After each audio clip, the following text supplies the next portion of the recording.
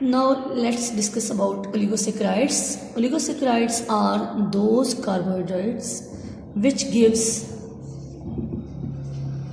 2 to 9 units of monomers like monosaccharides on hydrolysis, यानी कि ऐसे कार्बोहाइड्रेट्स जो कि हाइड्रोलिसिस पर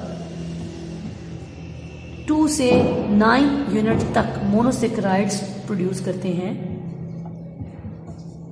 वो ओलिगोसेक्राइड्स कहलाते हैं। ठीक है जी। अब इनके number of unit they produce, इस बुनियाद पर they are classified like this. Number 1 disaccharides. Disaccharides, अब डाइसेक्राइड्स कैसे ओलिगोसेक्राइड्स होंगे? जो कि हाइड्रोलिसिस पर 2 यूनिट प्रोड्यूस करते हैं मोनोसेक्राइड्स के, यानी ऐसे कार्बोहाइड्रेट्स और उनमें ऐसे ओलिगोसेक्राइड्स जो कि हाइड्रोलिसिस पर 2 यूनिट मोनोसेक्राइड्स के प्रोड्यूस करें, वो क्या कहलाते हैं? डाइसेक्राइड्स। ठीक है, डाई का मतलब होता है 2। Number next trisaccharides. अब आप खुद गैस कर सकते हैं, ट्राइसेक्राइड्स ऐसे ओलिगोसेक्राइड्स होंगे जो कि 3 यूनिट प्रोड्यूस करते हैं मोनोसेक्राइड्स के on hydrolysis. Likewise tetrasaccharides, tetra mean होता है 4। टेट्रासेक्राइड्स हमारे ऐसे ओलिगोसेक्राइड्स होंगे जो कि 4 यूनिट प्रोड्यूस करते हैं किसके? यस, मोनोसेक्राइड्स के ऑन हाइड्रोलिसिस।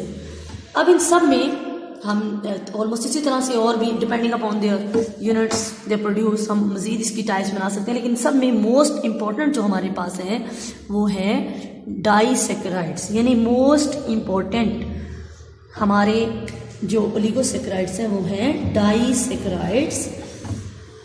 डाइसेक्राइड्स जिनको हम डेली यूज भी करते हैं, the most important disaccharide is sucrose. Sucrose बेटा जी आम शुगर को ही कहते हैं। ठीक है, और इसको जब हम हाइड्रोलाइज करते हैं तो ये 2 यूनिट प्रोड्यूस करता है, जाहिर सी बात है, इसलिए इसका नाम डाइसेक्राइड्स है। तो देखते हैं कि वो कौन से 2 यूनिट प्रोड्यूस करता है। ये हमारे पास फॉर्मूला है सुक्रोज यानी शुगर का, C12H22O11। जब हम इसको हाइड्रोलाइज करते हैं वाटर के साथ, हमने हाइड्रोलाइज किया इसको, ऑब्वियसली डाइल्यूट HCl हमने चंद ड्रॉप्स डाले, हीट किया, तो हमारे पास 2 यूनिट्स बने। One is glucose C6H12O6, another is fructose. Molecular formula तो सेम होगा, अभी हमने प्रीवियस लेक्चर में डिस्कस किया था that they both have the same molecular formula but different structure formula. तो one is glucose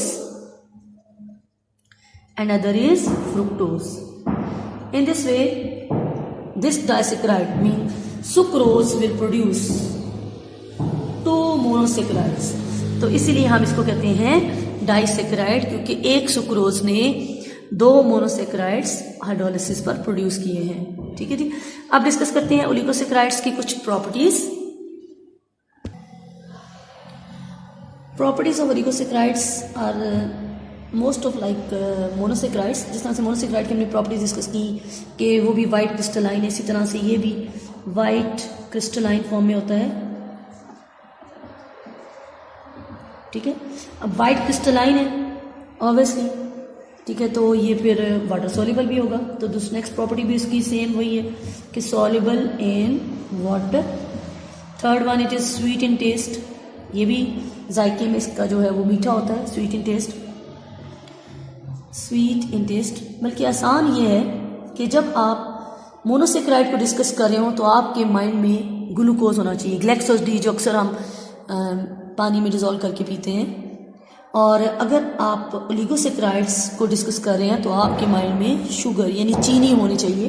तो जो जो आपको इसकी प्रॉपर्टीज ज़हन में आ रही हैं वो सारी इसी की प्रॉपर्टीज होंगी। ठीक है, अब देखिए ना, चीनी का कलर भी वाइट होता है, वाटर में सॉल्युबल होती है, स्वीट इन टेस्ट होती है। ठीक, और एक दूसरी बात ये कि हाइड्रोलाइजेबल है, कैन भी हाइड्रोलाइज तो हो सकते हैं ना, क्योंकि अभी हमने इनको हाइड्रोलाइज करके तो कैन भी हाइड्रोलाइज छोटे मोनोमर्स बनाए। हाँ, अगली नेक्स्ट प्रॉपर्टी जो अगली है कि मे बी रिड्यूसिंग और नॉन रिड्यूसिंग भी हो सकते हैं और नॉन रिड्यूसिंग शुगर्स भी हो सकते हैं।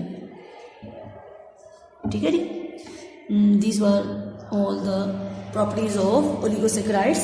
Now let's discuss about polysaccharides. Polysaccharides are मैक्रोमॉलिक्यूलर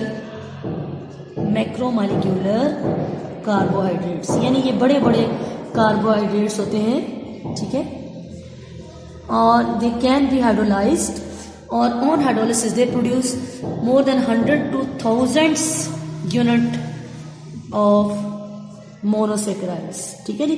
अगर हम इनको हाइड्रोलाइज करें तो ये 100 से 1000 यूनिट तक मोनोसैकेराइड्स प्रोड्यूस करते हैं।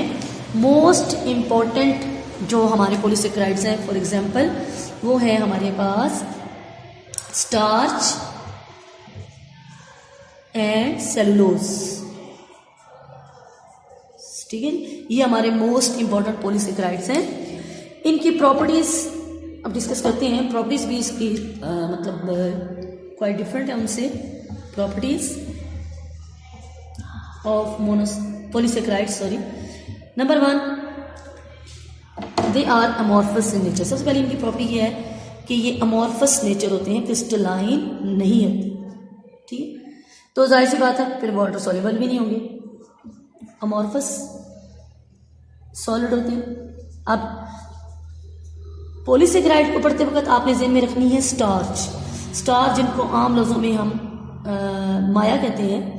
कपड़ों को हम कलफ लगाते हैं ना, कॉटन के कपड़ों को, वाइट कलर का पाउडर मिलता है बाजार से, वो आप उसका टेक्सचर भी चेक कर सकते हैं, वो डेट इज़ अ पॉलीसैकेराइड। तो अगर आप उनको स्टडी करेंगे तो इसकी सारी प्रॉपर्टीज आपके ज़हन में आ जाएंगी। और अमॉर्फस सॉलिड होते हैं, इनसॉल्युबल इन वाटर। आपने देखा होगा कि वो जो कलफ हम बाजार से लेते हैं वाटर में इनसॉल्युबल होती है, इनसॉल्युबल इन वाटर, फिर हमें गर्म करना पड़ता है उसको। इसके अलावा टेस्टलेस होता है। ठीक है, टेस्टलेस होती है, स्वीट टेस्ट नहीं होती है, बिल्कुल टेस्टलेस होती है। और नंबर 4, नॉन हाइड्रोलाइजेबल तो होती है, कैन बी हाइड्रोलाइज। जैसे पता हाइड्रोलाइज हुए तो ये 100 से 1000 यूनिट्स बने हैं ना, कैन बी हाइड्रोलाइज्ड। मैंने हर एक की 5 प्रॉपर्टीज यहाँ पर डिस्कस की हैं, तो ये आपने 5 ही डिस्कस करनी है। आपकी बुक में कुछ में 4 भी बताएंगे, कम बताएंगे। ठीक है, और second last one is they are non reducing in nature. ठीक है, ये नॉन रिड्यूसिंग होते हैं नेचर में। ये हमारी पॉलीसैकेराइड की प्रॉपर्टीज थी। ठीक है जी। These were all the types of carbohydrates, हमने तीनों डिस्कस की यहाँ पर। मोनोसैकेराइड हमने पहले लेक्चर में डिस्कस किया था और ओलिगोसैकेराइड और पॉलीसैकेराइड हमने अभी डिस्कस किया है। Thank you.